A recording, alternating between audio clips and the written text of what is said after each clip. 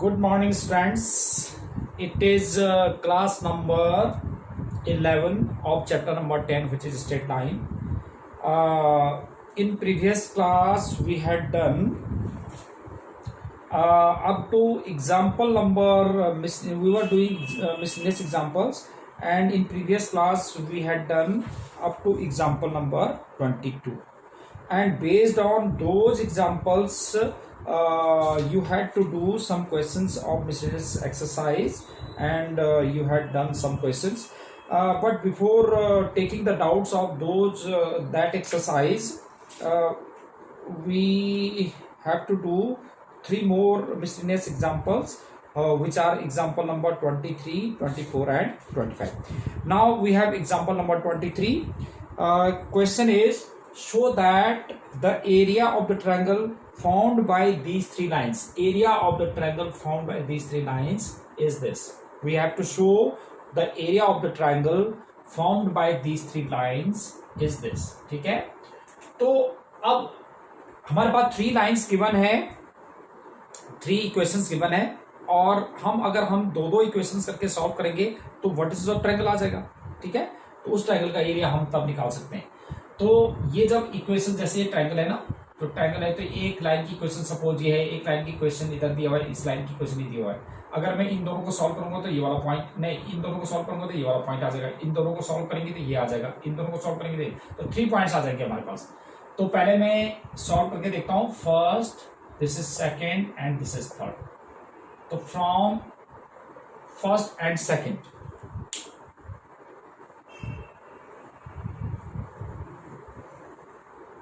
let us see from first and second. m1x plus c1 is equal to m2x plus c. क्या किया मैंने कि दोनों y की वैल्यू को इक्वेट कर दिया. तो इससे हमारे पास x की वैल्यू निकाल लेता हूं. तो m1x minus m2x is equal to c2 minus c1. x take as common, m1 minus m2 is equal to c2 minus c1, या x is equal to c2 minus c1 upon m1 minus m2. This is x.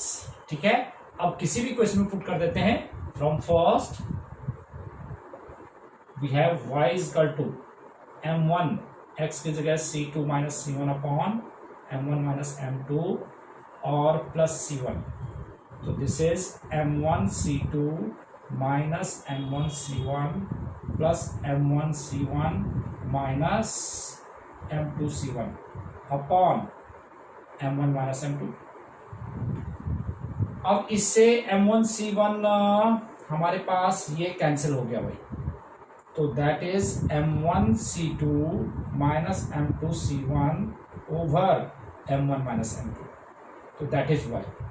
तो इसका मतलब कोई भी suppose वो vertex a है, तो therefore a जो हमारे पास आ गया that is c2 minus c1 over m1 minus m2 comma m1 c2 minus m2 c1 over m1 minus m2. तो that is the coordinate of point a. ठीक है, अब suppose point of intersection of these two from second and third, suppose that is B point. तो B point क्या होगा, x तो zero है ही, x zero है, और मैं इसमें इन दोनों को सॉल्व करेंगे तो x की वैल्यू जीरो रखेंगे तो y कितना आ जाएगा, c2. तो 0, c2 आ गया. And from first and third c point, suppose that is c point, x तो अगेन जीरो, और इसमें हम x की वैल्यू जीरो रखेंगे तो c1 आ जाएगा.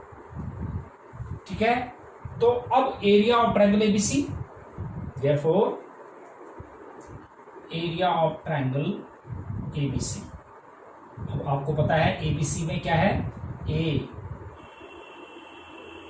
B C. ए के लिए हमारे पास क्या है, c2 minus c1 upon m1 minus m2 comma m1 c2 minus m2 c1 upon m1 minus m2. That is a point. B, इसको मिटा देते हैं.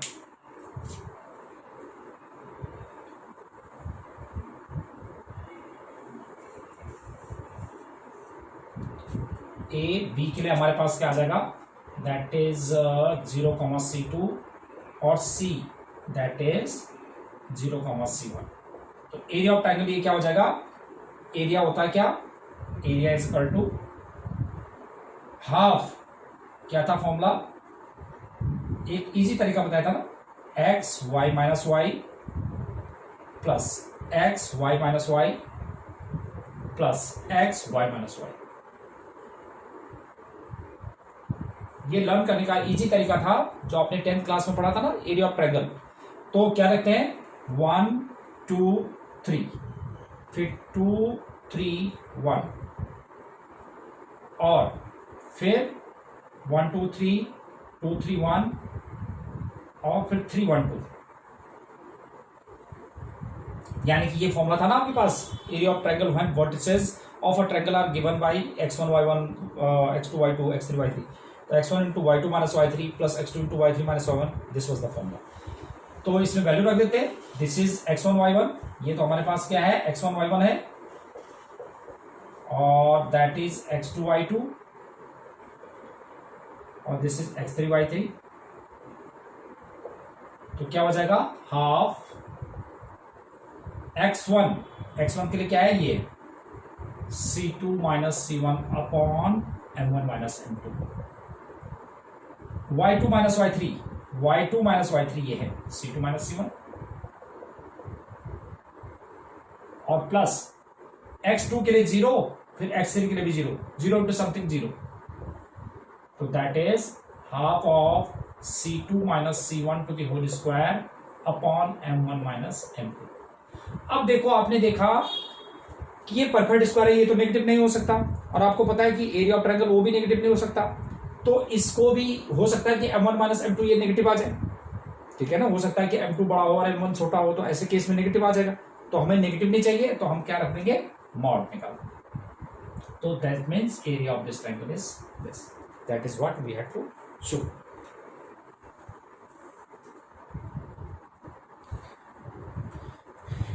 Yes, now we have example number 24, that is a line is such that its segment between the lines 5x minus y plus 4 is equal to 0 and 3x plus 4y minus 4 is equal to 0 is bisected at point 1,5, obtain its equation.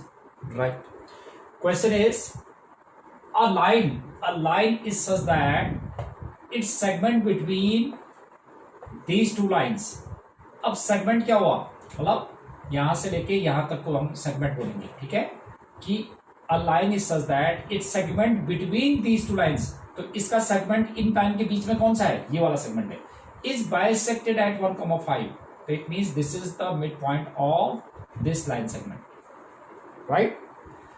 Then we have to get the equation of this line. तो equation of this line निकालने के लिए हमारे पास 1 point तो है, अब 1 point form use करने के लिए हमारे पास स्लोप होना चाहिए। अब स्लोप तो इसमें है नहीं, केवल एक ही पॉइंट है, स्लोप कैसे निकालेंगे, या तो मैं ये वाला पॉइंट निकाल लूंगा या ये वाला पॉइंट निकाल लूंगा। तो 2 पॉइंट फॉर्म से जो है हमारे पास स्लोप निकल आएगी, तो 1 पॉइंट फॉर्म से तो हमारे पास इक्वेशन भी आ जाएगी, या 2 पॉइंट फॉर्म से इक्वेशन भी निकाल सकते हैं। तो हमारा मेन पर्पज है कि ये वाला या ये वाला पॉइंट निकालना। अब हम कैसे निकालेंगे उसको, let this is A, this is B, this is C, A को मैं ले लेता हूं ए बी और इसको मैंने ले लिया सी का मान। तो अब हमें पता है कि जैसे ए और बी 2 वेरिएबल्स हैं, तो कभी भी हमें 2 वेरिएबल्स की वैल्यू निकालते हैं तो उसके लिए हमारे पास 2 इक्वेशंस होनी चाहिए ए और बी के टर्म्स में। तो अब ट्राई करते हैं कि 2 इक्वेशंस कैसे आएंगी ए और बी के टर्म्स में। लेट अस सी कैसे करते हैं कि since point A B lies on line first, इसमें लाई कर रहा है, तो therefore 5a minus B plus 4 is equal to 0, ठीक है। ए और बी में एक इक्वेशन दिया गया, या मैं इसको ऐसा लिख देता हूँ 5a minus B is equal to -4, this is equation number 3। 1 और 2 मैंने मान लिया, ठीक है। अच्छा, also this point also be C, D lies on line 2 इस पे लाई कर रहा है, इस पे लाई कर रहा है, तो इसका मतलब इसको सेटिस्फाई करेगा। तो यानी कि x की जगह c और y की जगह d रख दो, तो यानी कि 3c minus 4d is equal to 4। ठीक है, अब ये तो हमारे पास a और b और c और d में इक्वेशन आ गई, 4 वेरिएबल्स आ गए। अब मैं कैसे निकालूं उसको? अब ऐसे लिखते हैं कि since c 1,5 is the midpoint of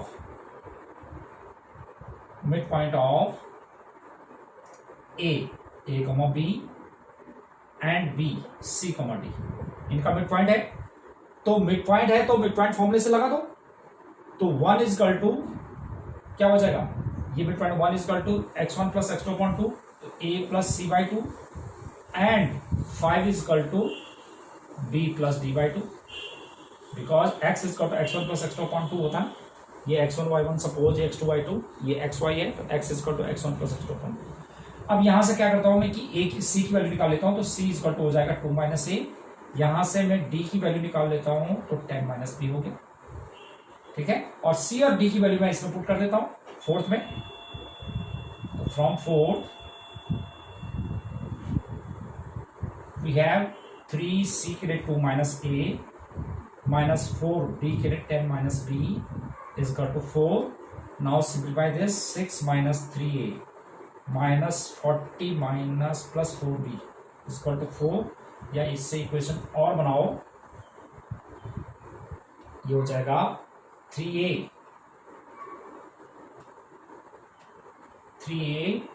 उधर जाके माइनस 4b, और इधर आके ये हो गया है 3a उधर ले गया 4b, और 6 माइनस 34 और माइनस 38 इधर आके ना माइनस 38। इन दोनों इक्वेशन को सॉल्व कर देते हैं, that is fifth. Now solve these two equations.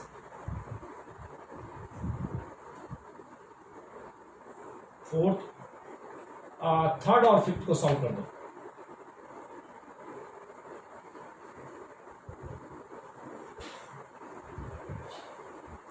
From third and fifth we see, देखो जरा,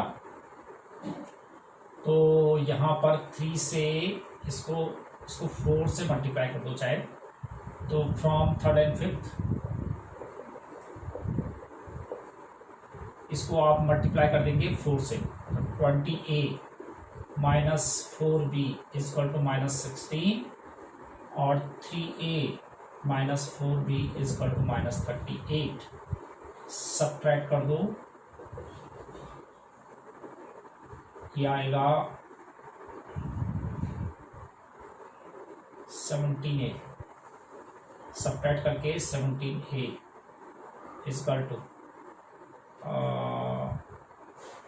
2 और 3 माइनस 1 2,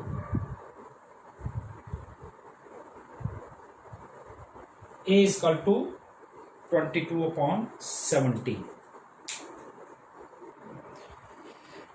यस बेटा, इसमें जो है थोड़ा सा मिस्टेक हो गई थी, कॉपिंग मिस्टेक। यहाँ पर 3x माइनस 4y लिखा था ना, तो ये था प्लस 4y। तो अब हमारे पास ये था कि this was 5a minus b, इसको ऐसे रख देंगे because a comma b lies on this line, तो ये इसको सेटिस्फाई करेगा। तो 5a minus b is equal to minus 4, और since c 1,5 is the mid point of ये, तो इससे हमारे पास क्या हो जाएगा, मिड पॉइंट है तो x is equal to x1 plus x2/2 और y is equal to y1 plus y2/2, यह यहां तक आ गया। अब इसमें ऐसा करते हैं, क्योंकि वहां पे कॉपी मिस्टेक होगी, यहाँ पे माइनस लिख दिया था ना, तो इसकी वजह से आंसर गलत आ रहा था। तो अब देख लेते हैं कि since also b c d lies on line 2, इसमें लाई कर रहा है, तो therefore 3c plus 4d is equal to 4। अब यहां से इसमें वैल्यू पुट कर देते हैं, तो 3 इंटू सी के लिए 2 माइनस ए, ताकि ए और बी में दो इक्वेशन आ जाए, और plus 4 into 10 minus B is equal to 4। इसको सॉल्व करेंगे तो 6 minus 3a plus 40 minus 4b is equal to 4। या उधर ले जाते हैं सबको, तो 3a plus 4b equals to, ये इधर आ जाएगा, तो 46 में से 4 42, 46 माइनस 4 42। अब इसको जरा इसको रख देते हैं fifth equation, that is it was fourth, and इसको रख देते हैं फिफ्थ। अब इन थर्ड एंड फिफ्थ को सॉल्व करो, from third and fifth. Now from third and fifth,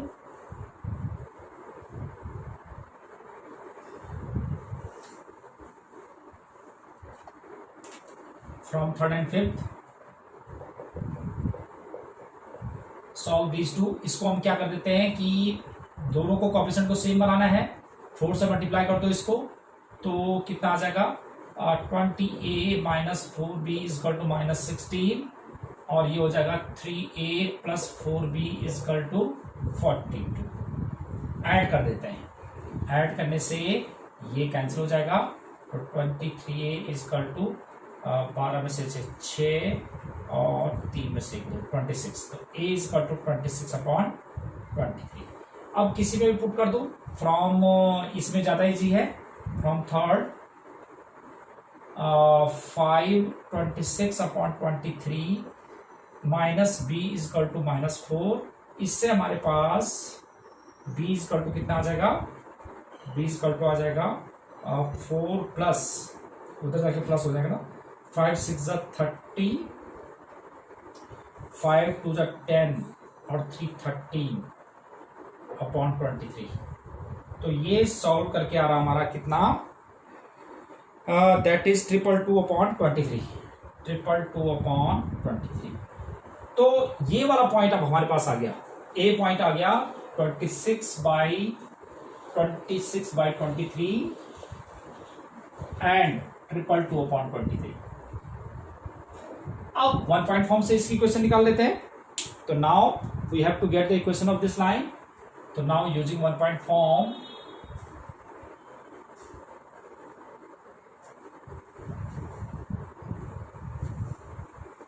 now therefore equation of line, required line, that is required line AC ले लेते हैं, यानी कि इसी लाइन को ले सकते हैं AC। तो क्या होता है, which passes through, 2 point form से कर लेते हैं, which passes through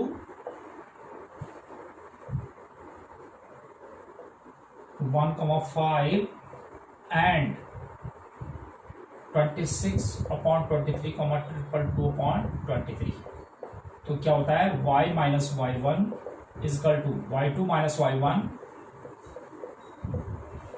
upon x2 minus x1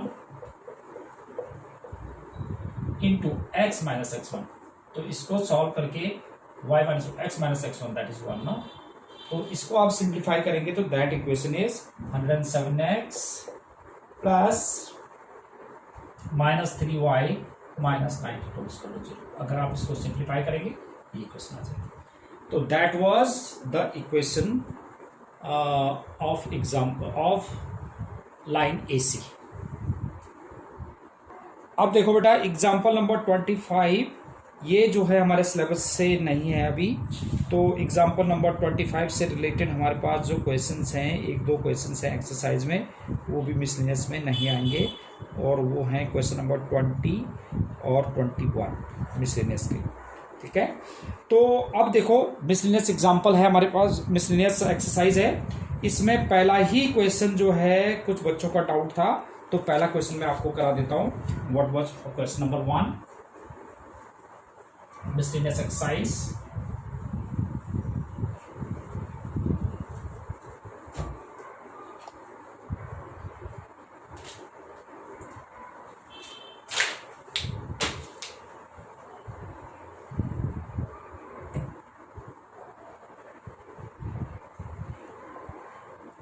exercise. First question, what is that? Find the value of k for which k minus 3 into x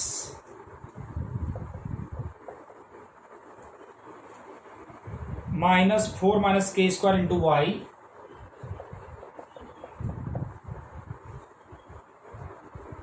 plus k square minus 7k plus 6. Yes, so that is the equation. Is parallel, find the value of k when this line is parallel to x axis. तो पहले तो हम ऐसे लिखते हैं कि slope of this line, if any line which is in the form of ax plus by plus c is equal to 0, so what was the slope of that line? That is minus coefficient of x upon coefficient of y. So m is equal to minus coefficient of x upon coefficient of y. So minus coefficient of x, that was k minus 3 upon coefficient of y minus 4 minus k square. So that is k minus 3 upon 4 minus k square. That is all. अब first question क्या है? First part, since this is parallel to x axis, now since line 1 is parallel to x axis, तो क्या होता है? Slope क्या होता है? कोई any line parallel to x axis तो उसकी स्लोप क्या होती है? Slope will be 0. जब वो एक्स एक्सिस के पैरेलल तो एक्स एक्सिस से कितने डिग्री का एंगल बनाएगा? 0 डिग्री. और tan 0 क्या होता है? 0. तो slope is equal to tan 0. तो slope that is k minus 3 upon 4 minus k square is equal to 0. तो k minus 3 is equal to 0. That means k is equal to 3. अब second part, since line 1 is parallel to y axis, तो parallel to y axis था तो क्या होता है? तो therefore क्या होता है? स्लोप क्या होगा? if any line parallel to y axis, जैसे ये x axis है, ये y axis है. अब any line जो है parallel to x axis, तो उसका स्लोप क्या होगा? tan 90. तो स्लोप क्या हो जाएगा? That is tan 90 degree. और tan 90 डिग्री क्या होता है? tan 90 degree is not defined. अब स्लोप क्या है इसमें? ये था k minus 3 upon 4 minus k square is equal to not defined. अब any fraction becomes not defined when its denominator is 0. So that means 4 minus k square is equal to 0. K square is equal to 4. K is equal to plus minus 2. ठीक है. And third part was there. क्या था? Third part was passing through the origin. तो origin से जा रहा है तो इसका मतलब तुम x की वैल्यू 0, y की वैल्यू 0 रखेंगे तो हमारे पास इसको क्वाड्रेटिक इक्वेशन को 0 पुट कर देंगे. तो ऐसे लिखेंगे सिंस थर्ड पार्ट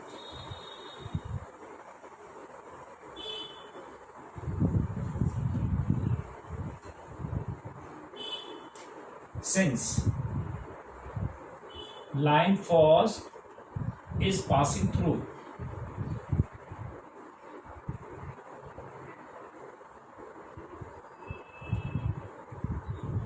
origin 0 0, तो इसमें x की वैल्यू 0, तो therefore k square minus 7k plus 6 is equal to 0, तो k माइनस 6 और k minus 1 is equal to 0, तो k is equal to 1 and 6. So that is what the values of k in each cases, right? तो that was question number 1 जो आपका doubt था. तो अब बेटा आपने क्या करना है कि मिसलेनियस एक्सरसाइज के मोस्टली जितने क्वेश्चंस हो सकते हैं वो आपने करने हैं और नेक्स्ट क्लास में आपने इसके डाउट्स पूछ लेने हैं. तो आपने पूरी एक्सरसाइज करनी है, आप ट्राई करके रखेंगे. Will meet next class in same time. Till then, bye bye, have a nice day.